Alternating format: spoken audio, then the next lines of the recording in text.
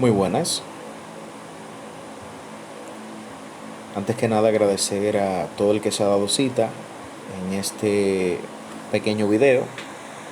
De antemano pido excusas porque no pude encontrar la forma de cómo visualizar mi rostro. Las aplicaciones que tengo para dicho proceso, todas, simultáneamente todas, me han causado algún problema. Ya estoy por llevar mi dispositivo a revisar porque puede ser una coincidencia como también puede ser un fallo técnico. Quizás las cámaras frontales tienen problemas, no lo sé, pero de antemano pido excusas por esto. Mi nombre es José Osvaldo La Antigua, matrícula 1120027, y yo les voy a hablar sobre lo que es el informe técnico y el ensayo. Pero antes de iniciar con estos temas, me gustaría compartir con ustedes esta frase del señor Henry Ford. Muchos lo conocen, y quien no lo conozca tenga entendido que es el fabricante de autos más importante de los Estados Unidos. Fue el pionero en esta práctica. Dice así: los obstáculos son esas cosas atemorizantes que ves cuando apartas los ojos de tu meta. Y comenzamos. ¿Qué es el informe técnico? Bueno, el informe técnico es aquel proceso que recoge informaciones u opiniones con rigor metodológico. Tanto debe tener, por tanto, debe tener la característica estilística y los textos adecuados. Los mismos pueden ser enumerativo, argumentativo y mixtos. Cabe destacar que el informe técnico es aquello que se hace con rigor científico. Recoge, por lo tanto, informaciones, tesis, ya sea otra información necesaria, pero siempre de rigor científico. Procedimientos para redactar un informe técnico. Bueno, para redactar el informe técnico necesitamos seguir ciertos pasos o tener ciertos procedimientos, como dice su título. Y uno de ellos, o el principal, es la definición del propósito del informe.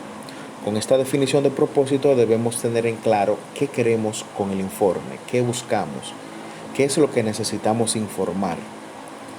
Luego seguimos con la documentación. La documentación no es más que tener el sustento y la base de lo que vamos a redactar en nuestro informe. Luego continuamos con lo que es la planificación del informe. En la planificación del informe lo que tenemos es, básicamente, ya después que tenemos la definición del propósito y la documentación, nos toca planificar de qué manera lo haremos, cómo lo haremos y cómo lo redactaremos. Luego de tener la planificación del informe, pasamos a lo que es la redacción del primer borrador. Esto nos sirve para plasmar nuestras ideas y luego revisarlas para darle ese toque característico estilístico que necesita el mismo informe técnico. Luego de culminado este proceso, pasamos a lo que es la corrección estilística. Como ya habíamos mencionado, luego del primer borrador, pasamos a lo que es la corrección estilística. Esta no es más que darle la forma, que darle el estilo que nosotros queremos que nuestro informe tenga.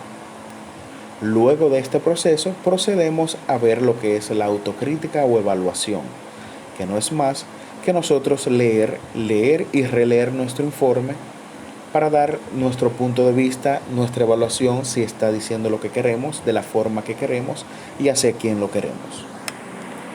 Luego de este proceso pasamos a lo que son los componentes de un informe técnico. Si vemos brevemente, nos damos cuenta que los componentes de un informe técnico son la carta de envío, la portada, el índice, el resumen ejecutivo, introducción, cuerpo, conclusión y recomendación, apéndices y referencias bibliográficas. Pero, ¿en qué consiste cada uno de estos? Sencillo, aquí se lo explicamos. La carta de envío sirve para representar el informe al destinatario. ¿Me explico? La carta de envío viene siendo lo primero que nuestro destinatario va a observar cuando se le entregue el informe. La portada. Seguimos con la portada y la misma consta del título del informe, el nombre del técnico o especialista que lo preparó, el nombre del destinatario y la fecha de la preparación. Esto es todo basado en la presentación del informe. Luego pasamos a lo que es el índice, el cual sirve para buscar rápidamente cualquier subtema del informe. Si tenemos un informe de 200 páginas, pero solamente queremos verificar un tema en específico, lo buscamos por el índice y nos desplazamos a la página que el índice indica. De esta manera se gana más tiempo y podemos llegar más fácil a nuestra información. Luego del índice tenemos lo que es el resumen ejecutivo, que no es más que un compendio de contenido del informe. Podemos decir que el resumen viene siendo el conglomerado de información que tiene nuestro informe. Luego de esto pasamos a lo que es la introducción, en la cual se expone el origen del informe, el método que se utilizó para obtener los datos, las fuentes, el alcance, las limitaciones y las definiciones operacionales. Luego pasamos a lo que es el cuerpo. El cuerpo recoge los datos y análisis que permitirán derivar las conclusiones y recomendaciones. Luego pasamos a lo que es la conclusión y recomendaciones. Esto es vital porque aquí se concluye el informe. O sea, aquí se conglomera todo lo que constituyen los resultados que recogió el informe. Me explico. Todas las investigaciones que se hicieron, toda la documentación, aquí es donde se constituye. Luego tenemos el apéndice, que el apéndice viene siendo un anexo en el cual se enumeran muchas informaciones. Luego de esto, pasamos a lo que es las referencias bibliográficas, que son elaboradas poniendo los apellidos y los nombres de los autores que se consultaron, fecha de la publicación, el título del libro, preferiblemente con letras cursivas o negritas. Cabe destacar que esto es vital para saber qué material se consultó, sobre qué autor y en qué fecha. Terminando un poco con lo que es el ensayo técnico, pasamos a lo que es el ensayo. El ensayo es un tipo de texto en prosa, generalmente de tipo expositivo argumentativo, en el cual un autor reflexiona, diserta, evalúa o analiza un tema de su elección. Su punto de vista más o menos subjetivo, dependiendo del tipo de ensayo que sea. Para un ensayo tenemos diferentes características y dentro de ellas se encuentra que es un escrito en prosa. Su finalidad es exponer un tema. Me explico. Yo puedo leer un tema y puedo hacer un ensayo del mismo tema con mis palabras. El ensayo a menudo está escrito con fines pedagógicos. Se considera un género literario perteneciente a la didáctica y su extensión puede ser muy variable. Luego seguimos con lo que son los tipos de ensayo. Bueno, dentro de los tipos de ensayo tenemos algo muy interesante. Vemos lo que es el ensayo literario, caracterizado por la absoluta libertad en el abordaje del tema elegido. No tiene otro propósito que discurrir del mismo autor. Por ende, puede ser todo lo subjetivo que desee. Luego tenemos lo que es el ensayo científico, aquellos que son elaborados con fines de exponer resultados de la experiencia científica, detallar teorías obtenidas o generar cualquier forma de conocimiento científico por escrito.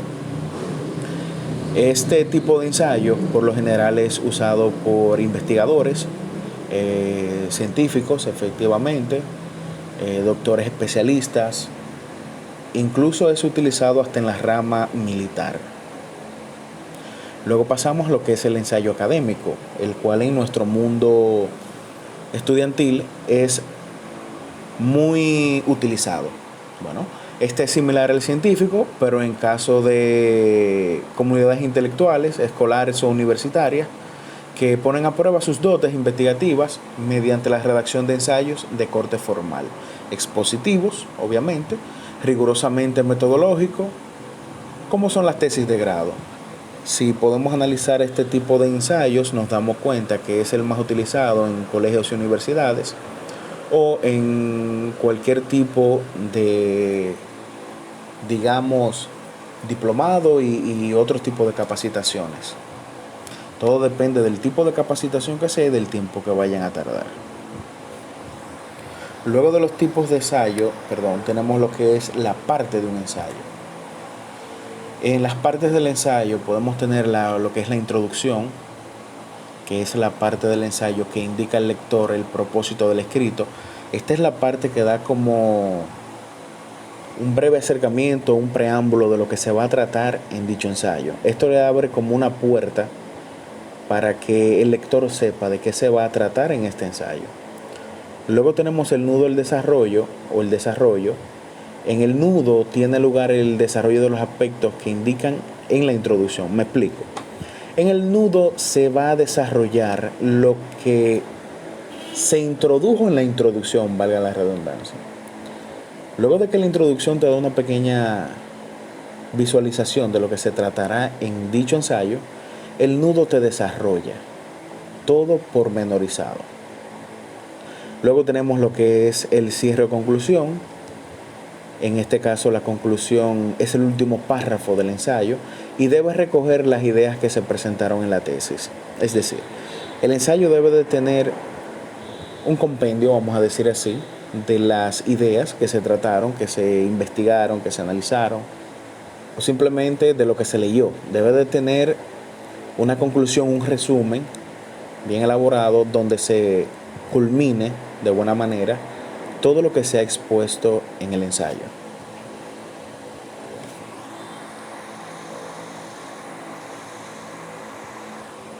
Y al final tenemos un cuadro comparativo sobre lo que es el informe técnico y el ensayo. Podemos visualizar que en el informe técnico tenemos lo que son citas teóricas, procedimientos y fuentes que corroboran los datos obtenidos en el proceso de la investigación. En el ensayo no tenemos eso. En el ensayo el autor puede desarrollar sus ideas libremente. En el informe técnico los informes pueden contener diagramas, estadísticas, cuadros numéricos o pueden ser acompañados de anexos que aprueban o ilustran lo informado en el texto. En el ensayo es una manifestación ideológica. En el informe técnico el objetivo puede ser oponer ideología a ciencia y en el ensayo es un género subjetivo. En el informe técnico un texto no será sencillo ni claro, si no sigue un ordenamiento o emplea palabras artificiosas y vacías, términos no conocidos o definidos. En cuanto al ensayo, debe tener un estilo cuidadoso y elegante. Estas son las diferencias que existen entre el informe técnico y el ensayo. Y hasta aquí nuestra breve explicación.